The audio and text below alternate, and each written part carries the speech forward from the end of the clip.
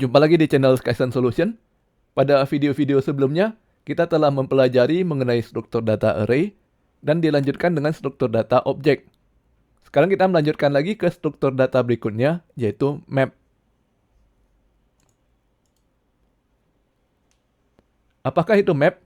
Nah, map ini bisa dikatakan mirip dengan objek karena sama-sama menyimpan data dalam bentuk key value pair. Artinya, untuk setiap nilai yang hendak kita simpan di dalam map, harus memiliki kata kunci untuk mengakses nilai tersebut. Sebagai contoh, misalkan kita hendak menggunakan map untuk menyimpan data seseorang, kita harus menggunakan kata kunci untuk setiap nilai yang hendak kita simpan. Sebagai contoh, kata kunci nama untuk nilai Andi, kata kunci umur untuk nilai 18, kata kunci tinggi badan untuk nilai 165, dan seterusnya. Benar-benar mirip dengan objek ya? Kalau begitu kita masuk ke pertanyaan berikutnya. Mengapa harus menggunakan map? Mengapa tidak menggunakan objek saja? Karena cara menyimpan datanya sama. Nah, untuk menjawab pertanyaan ini, kita harus mengerti dahulu nih apa saja kelebihan dan kekurangan map, dan apa saja kelebihan dan kekurangan objek. Yang pertama perlu kita ingat adalah, map ini hanya struktur data. Jadi hanya bisa kita gunakan untuk menyimpan data saja. Sedangkan pada objek, kita mengenal encapsulation, di mana kita bisa mengelompokkan data dengan sekumpulan metode untuk mengolah data tersebut menjadi satu objek. Kalau dilihat dari sisi pengolahan datanya, ternyata map lebih optimal dalam penggunaan memori. Dengan jumlah memori yang sama, map bisa menyimpan kurang lebih 50% lebih banyak data dibandingkan dengan objek. Kemudian map juga lebih cepat dalam proses menambah dan mengurangi data. Namun kalau dilihat dari proses pengambilan data, ternyata objek lebih cepat. Dari kelebihan dan kekurangan ini, kita bisa menentukan ya, kapan kita harus menggunakan map dan kapan kita harus menggunakan objek.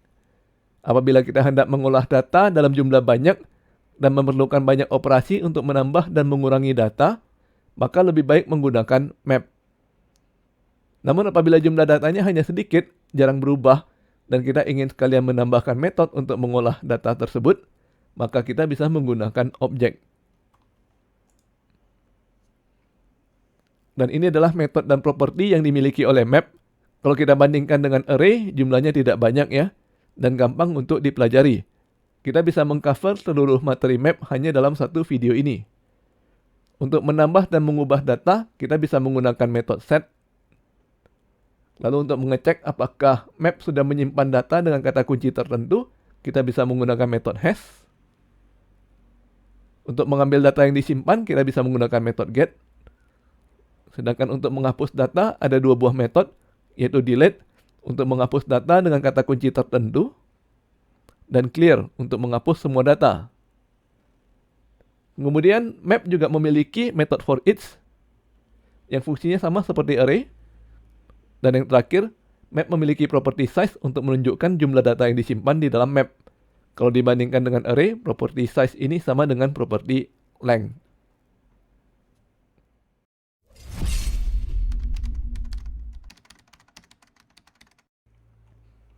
Kita langsung praktek coding di konsol. Pertama kita buat dahulu objek map untuk menyimpan data seseorang, yaitu data nama, umur, berat badan, dan tinggi badannya. Kita buat dahulu variabel person dengan perintah let person sama dengan new map. Kalau kita lihat kembali variabel person, isinya adalah objek map yang masih belum memiliki data sama sekali. Di sini kita bisa melihat size-nya bernilai 0. Berhubung kita belum menyimpan data apapun di dalam person, maka kita bisa cek dahulu ya apakah person sudah memiliki data dengan kata kunci name. Kita bisa gunakan metode hash person.hash. Argumennya adalah name. Jawabannya adalah false karena belum ada data name. Dan kemudian kalau kita mencoba untuk mengambil data name dari variabel person, kita bisa gunakan metode get person.get dengan argumen name. Nah, perhatikan ya, kalau person belum memiliki nilai dengan kata kunci name, maka script tidak menghasilkan error, melainkan mengembalikan nilai undefined. Sekarang kita tambahkan nilai Andi dengan kunci name ke dalam person. Kita bisa menggunakan metode set person.set name, Andi. Perhatikan bahwa argumen pertama adalah kuncinya, sedangkan argumen kedua adalah nilai yang hendak disimpan. Sekarang person sudah menyimpan satu buah nilai. Kita periksa lagi size dari person. Nilainya adalah 1. Dan sekarang kita coba apakah person sudah menyimpan nilai dengan kunci name. Person.has name. Jawabannya adalah benar. Kemudian kita bisa mencoba untuk mengambil nilai yang disimpan dengan kunci name. Person.get name. Dan kita mendapatkan nilainya yaitu Andi. Perhatikan bahwa untuk mengambil nilai, kita harus menggunakan metode get. Kita tidak bisa menggunakan sintaks objek seperti person.name atau person dalam kurung siku name. Bagaimana kalau kita ingin mengubah nilai Andi menjadi Budi? Kita bisa memanggil ulang metode set seperti barusan, namun mengganti nilai Andi menjadi Budi.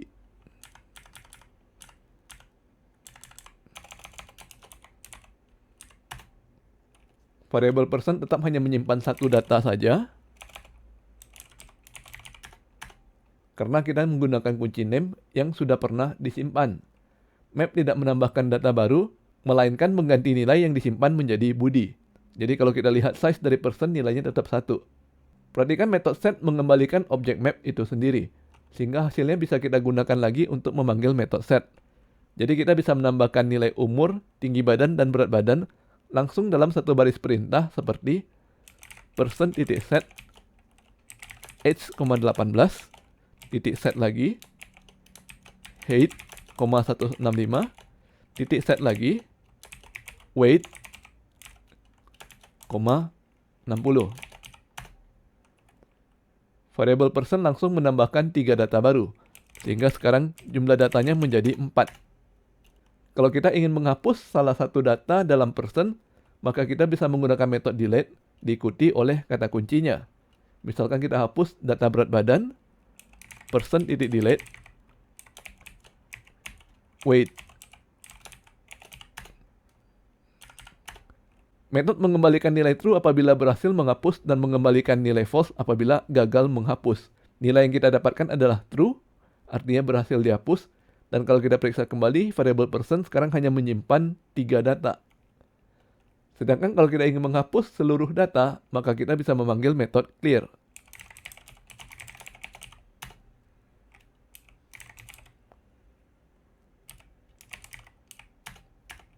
Dan sekarang person menjadi objek map kosong, tidak mengandung data, dan ukurannya 0. Kita buka text editor untuk coding JavaScript. Pertama kita ulangi dahulu proses pembuatan variabel person seperti tadi ya. Let person sama dengan new map. Untuk menambahkan data ke dalam map, kita sudah belajar dengan cara menggunakan metode set. Sekarang kita belajar cara lain, yaitu dengan menggunakan argumen pada konstruktor map. Di sini kita bisa mengisikannya dengan array 2 dimensi. Sebagai contoh, pertama kita tambahkan dahulu tanda kurung siku sebagai array dimensi pertama. Kemudian di dalamnya kita tambahkan array yang berisi key value pair. Array pertama adalah string name, string Andi. Kita pisahkan dengan tanda koma. Lalu kita buat array lagi yang isinya adalah age, 18. Lalu kita tambahkan lagi height, 165 dan weight, 60. Kita simpan dan jalankan di browser. Kita periksa lagi variabel person. Sekarang kita langsung mendapatkan map yang sudah diisi dengan 4 buah data. Selanjutnya kita coba metode pada slide yang masih belum pernah dibahas ya. Kalau teman-teman masih ingat, ada metode for each yang fungsinya sama dengan metode for each pada array. Kita panggil metode for each. Di dalamnya kita bisa membuat arrow function, namun perlu diingat ya bahwa parameter pertama adalah value-nya. Sedangkan parameter keduanya adalah key.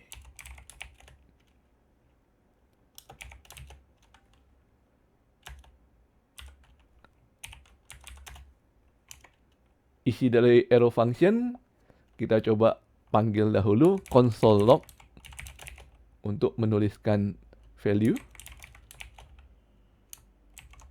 Kita simpan dan jalankan di browser. Konsol menampilkan keempat nilai yang disimpan di dalam map person. Kita kembali ke source code dan kita ganti isi arrow function menjadi key. Dan sekarang yang ditulis adalah kuncinya. Sekarang kita ubah lagi ya. Menjadi key ditambah tanda titik 2, ditambah lagi value. Dan sekarang konsol mencetak kunci diikuti dengan nilainya. Selain metode yang telah kita pelajari, map juga memiliki 3 buah metode yang mengembalikan iterator. Yang pertama adalah metode keys yang mengembalikan iterator yang mengandung kunci. Yang kedua adalah values yang mengembalikan iterator yang mengandung nilai. Sedangkan yang ketiga adalah entries yang mengembalikan iterator yang mengandung kunci dan nilai dalam bentuk array. Kita coba dahulu di konsol ya. Misalkan kita buat variabel iterator yang nilainya diambil dari metode person.keys.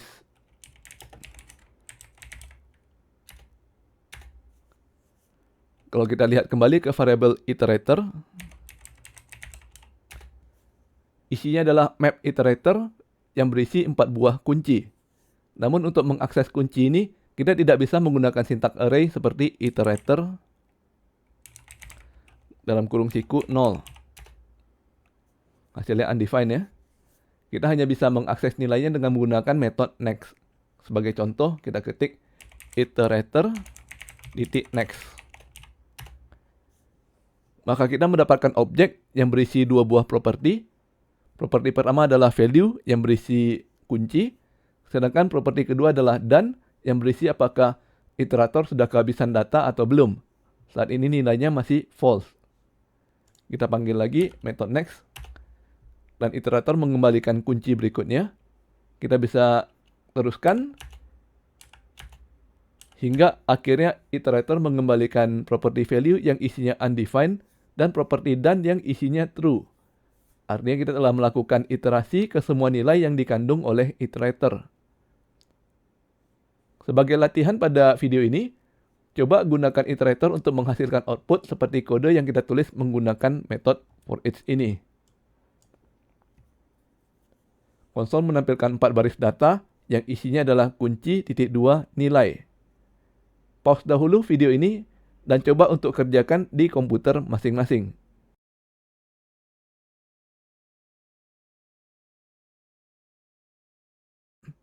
Kita coba kerjakan soal latihan kita. Pertama kita komentari terlebih dahulu metode for each. Kita akan membuat tampilan data yang sama namun menggunakan iterator. Pertama kita buat dahulu variabel row. Kemudian kita buat lagi variabel iterator yang isinya diambil dari person.keys. Kita buat loop, namun di sini kita menggunakan sintaks do while ya. Mengapa?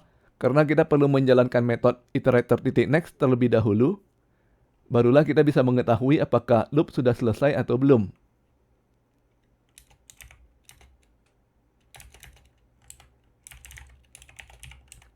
Di dalam loop kita gunakan variabel row untuk menyimpan hasil dari iterator.next.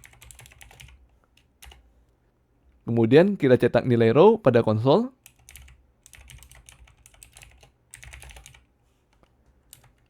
Dan sebagai kondisi dari loop, kita periksa apakah nilai dari row.done sama dengan false. Kita simpan dan jalankan di browser. Kita mendapatkan 5 baris data, sedangkan isi map kita hanya 4.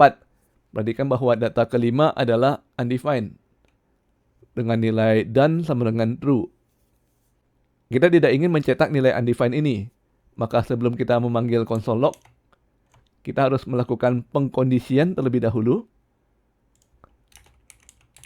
untuk memeriksa apakah row titik dan sama dengan false.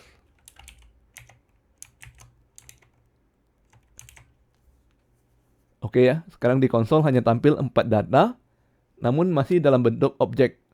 Kalau kita ingin mengambil nilainya saja, maka yang harus kita cetak dalam konsol log adalah row titik value.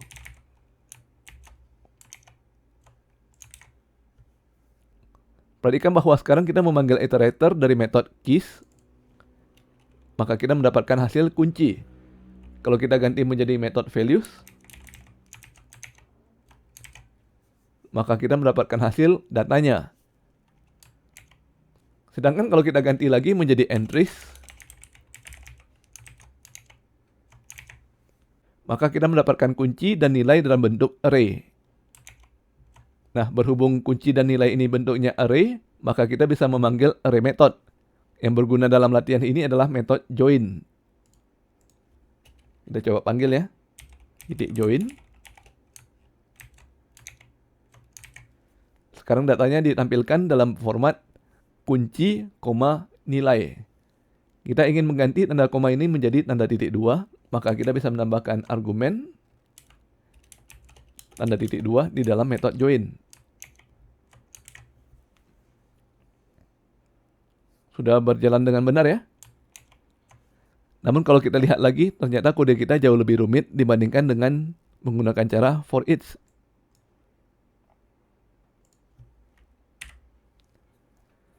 Ada cara lain yang lebih gampang untuk menggunakan iterator, yaitu dengan menggunakan sintaks for of. Sebelum melanjutkan, kita komentari dahulu kode kita. Kita ketikkan kodenya ya. For, lalu di dalam tanda kurung, kita buat variabel row, ikuti dengan kata kunci of, lalu metode person titik keys.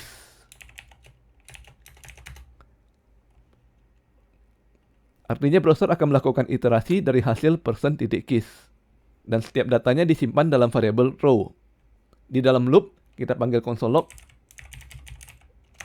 untuk mencetak row. Kita simpan dan jalankan di browser. Perhatikan bahwa row di sini bukan objek ya, melainkan langsung kunci yang disimpan di dalam map. Misalkan kita ganti metodenya menjadi person titik values, maka yang tampil adalah datanya. Sedangkan kalau kita ganti lagi menjadi person titik entries,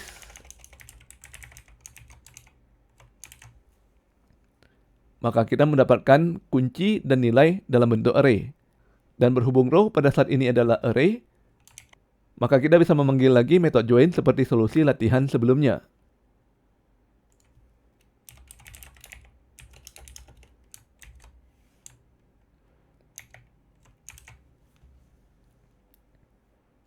Sekarang kita sudah berhasil mengerjakan soal latihan dengan menggunakan sintaks baru, yaitu for of. Kita lihat lagi source code kita ya. Jadi di sini kita memiliki 3 bagian kode yang melakukan hal yang sama. Yang pertama melakukannya dengan metode for each. Yang kedua menggunakan do while. Dan yang ketiga adalah menggunakan for of. Hasil dari ketiganya adalah sama. Jadi teman-teman bebas boleh memilih gaya coding mana yang paling sesuai. Oke, sampai di sini dulu video kita kali ini. Bagi yang ingin mendapatkan source code dari video ini dapat melihat deskripsi pada video. Jangan lupa subscribe ke channel Skysen Solution untuk mendapatkan informasi terbaru dari kami. Dan sampai bertemu lagi di video berikutnya.